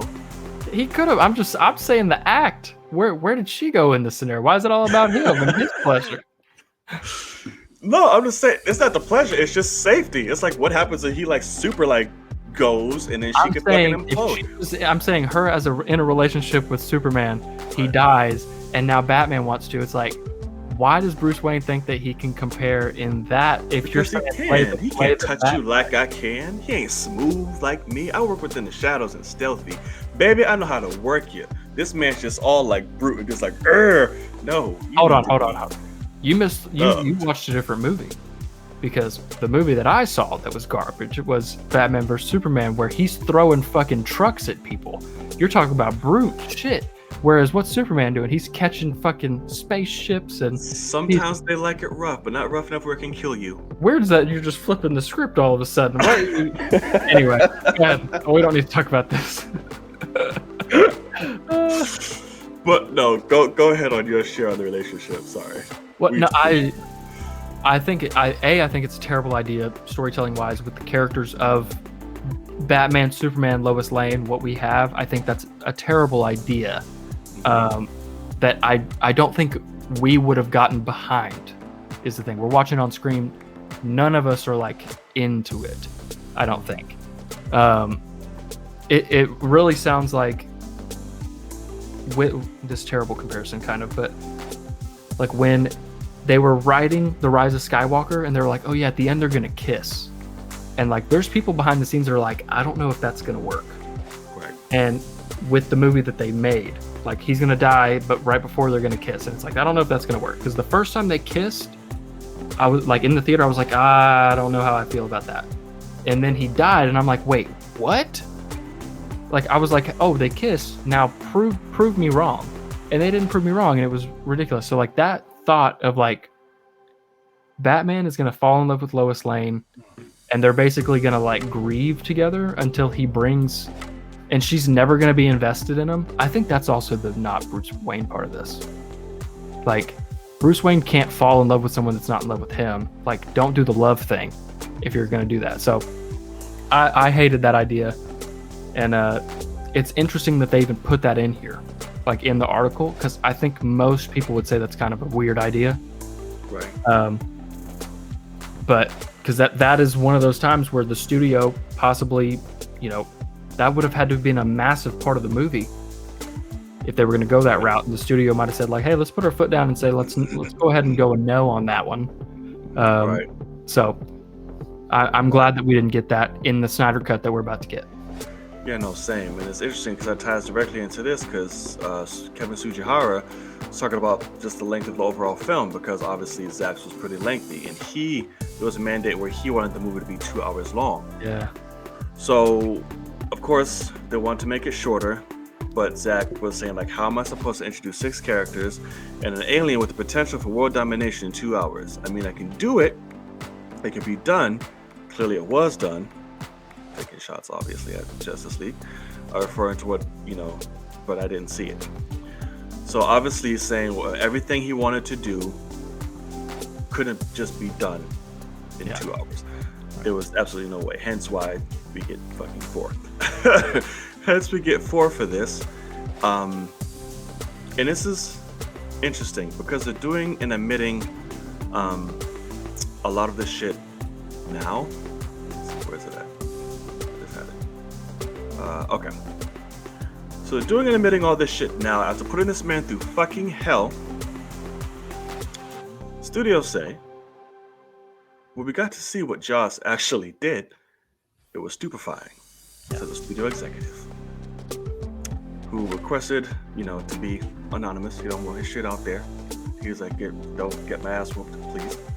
The robber on the rooftop, so goofy and awful. The Russian family, so useless and pointless. Completely fucking agree. Everyone knew it. It was so awkward because nobody wanted to admit what a piece of shit it was. Wow. That's from an exec. After just dragging Zack through the mud. This what you wanted, this what you got, now you're unhappy. So you were just unhappy on both aspects of whichever film that you fucking hated Zack. I was like, oh, let's bring in somebody else. This is how we're gonna do it. And then that was a piece of shit. Yeah. What?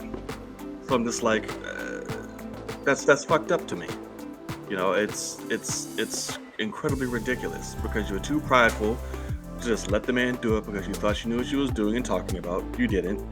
You brought in somebody else to implement those things that you knew what it was, and they end up being fucking horrible. Sure. What are your thoughts on that?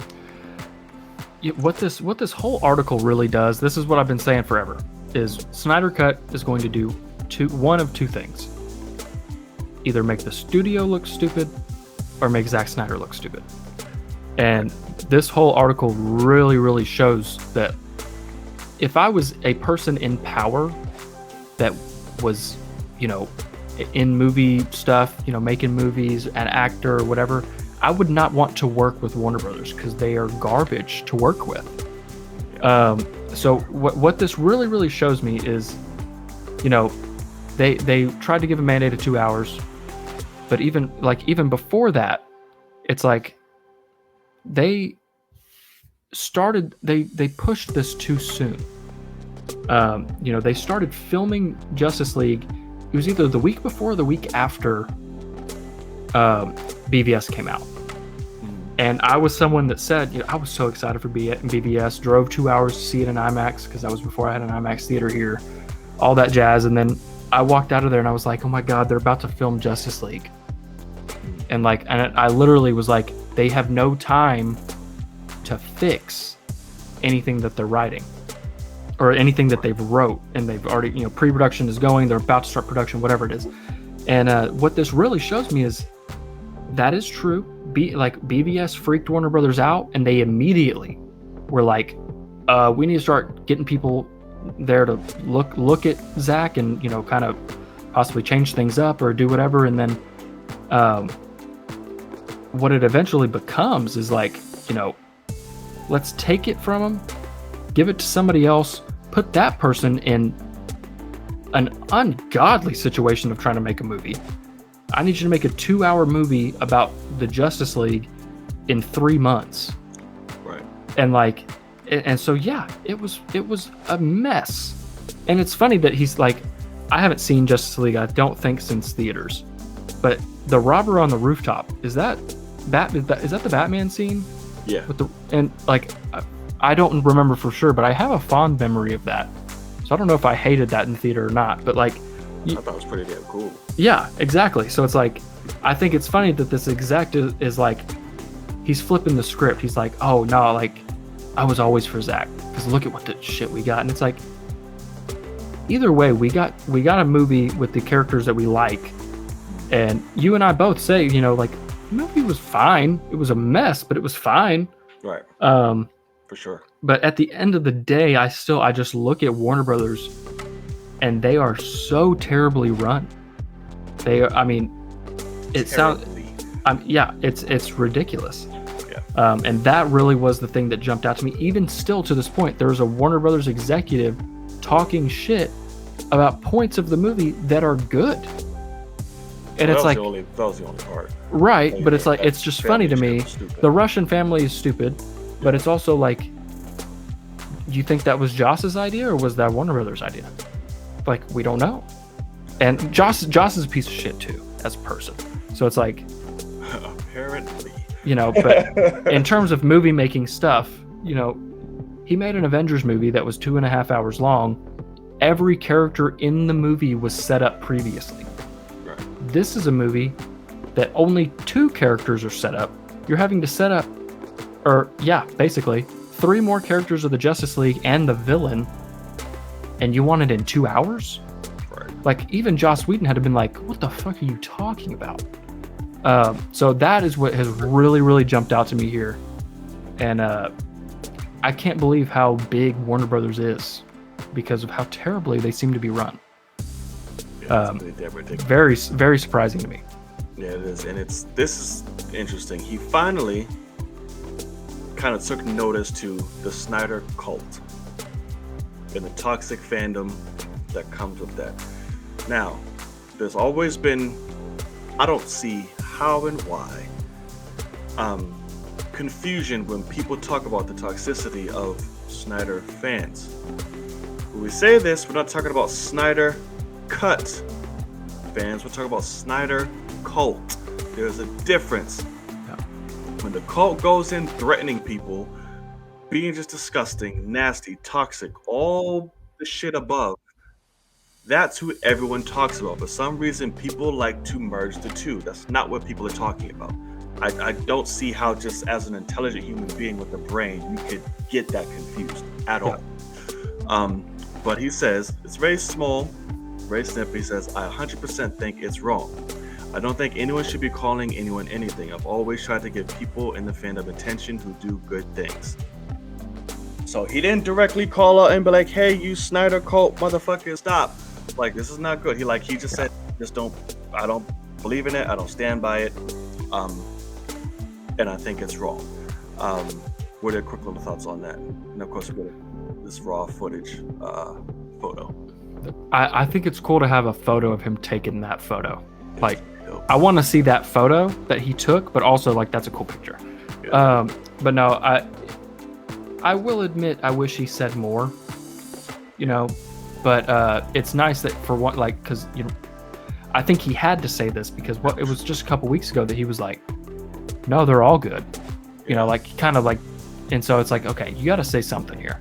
So I think he could have said a lot more, because I've been bombarded by them, you know, in my own videos, online, so many people have. I'm sure you have too, even though you're a fucking diehard fan. I'm sure you've said one thing and somebody was like, hey man, fuck you. Right. And so it's interesting that he didn't say a ton, but yeah, no, I mean, it's most definitely a thing of like, when Snyder cut like the release the Snyder Cut thing was starting to get going, it was interesting because I was somebody that was like, Warner Brothers is in the business of making money. They're not going to do that. So I don't know why these people are wasting their time. They're crazy. Right. And then you look at it and it's like Warner Brothers is actually stupid enough to do it. Great for us, like, because they're not going to make any money off this. They spent $70 million on it extra. So, I mean, it's I think it's hilarious, but you look at that. I would guess that to release the Snyder Cut fandom did not start out with those people, but it became almost like a Trump type of thing. Like you have people that are like, hey, this is my guy. He does no wrong ever. And it's like that. It doesn't matter who you're talking about. You can be talking about Jesus fucking Christ. And it's like, yeah, it doesn't work. The Bible has some shit in it, man. Like you got it. You can't just say like everything is, it's like fine and dandy. Yeah. Peaches and cream. So it's an interesting thing, but yeah. I wish he said more. Because I would actually love to see his take of like crazy that this happened, like but yeah, definitely interesting. And here's a part I find very interesting and just shows just how fucking stupid WB is. So, initially, says Snyder, Warner Brothers just wanted to release the raw footage on his laptop. Really, dude? Yeah. I was like, that's a no. That's a hard no.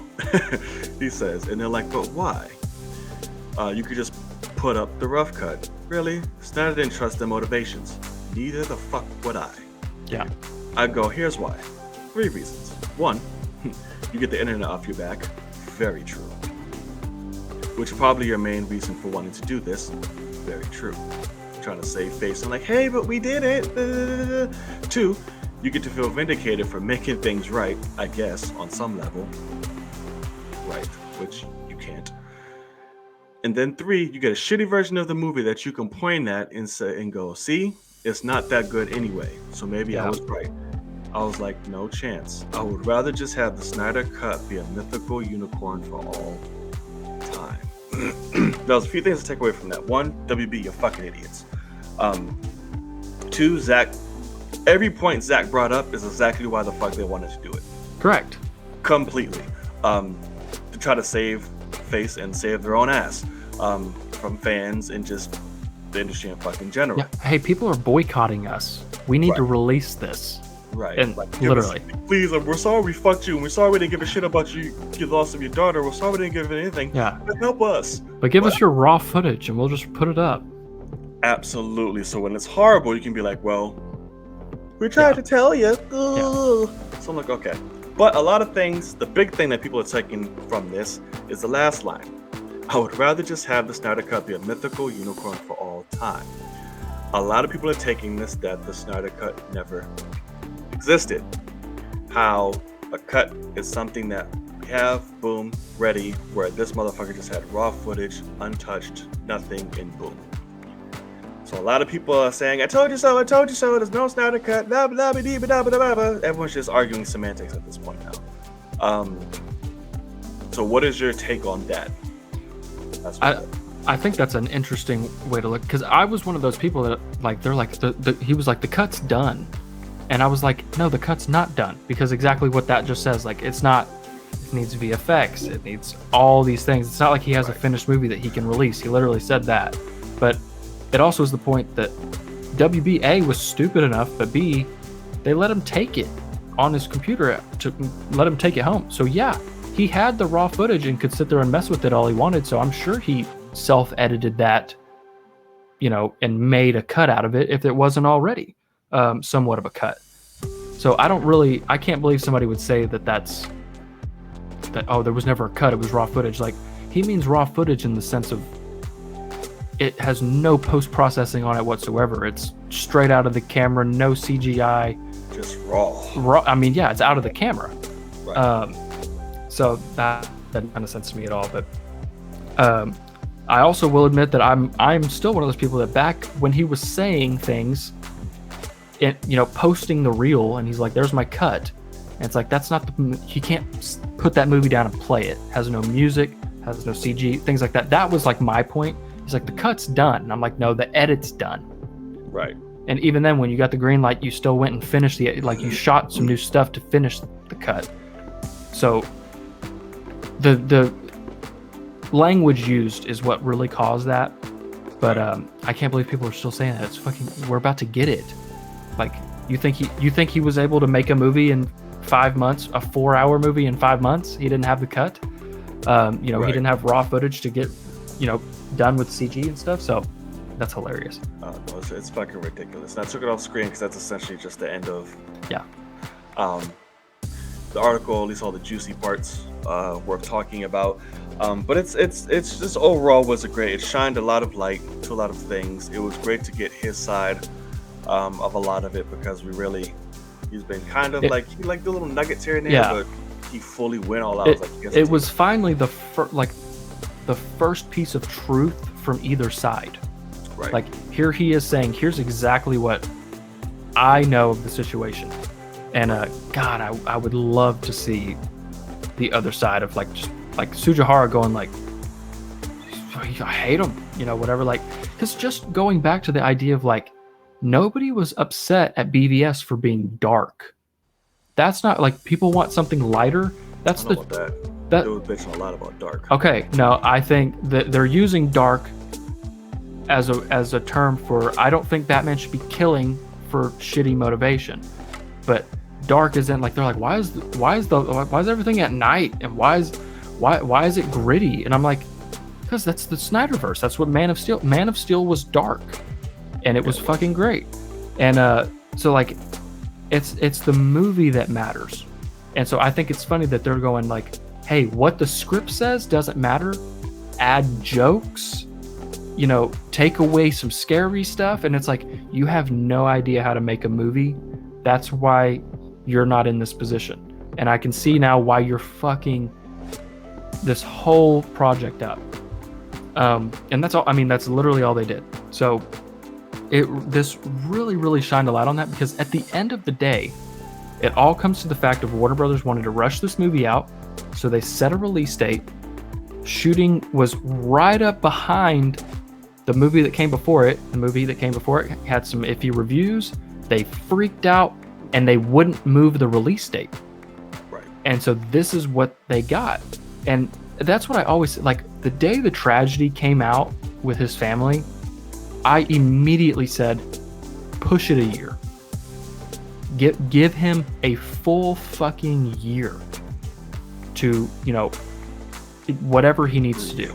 Right. And so that's what I said. And instead they were like, he still tried to work on it, still tried to fight for things. They're trying to replace. It's like, they should have fired him as soon as BVS came out and said, bring in Joss Whedon, take that script and make it your own movie. But like, at least we have some faith in this guy as a filmmaker. But instead they were like, it's too late. Keep everything on schedule and we'll see what happens. Oh, never mind. Send 2 guys that kind of write things.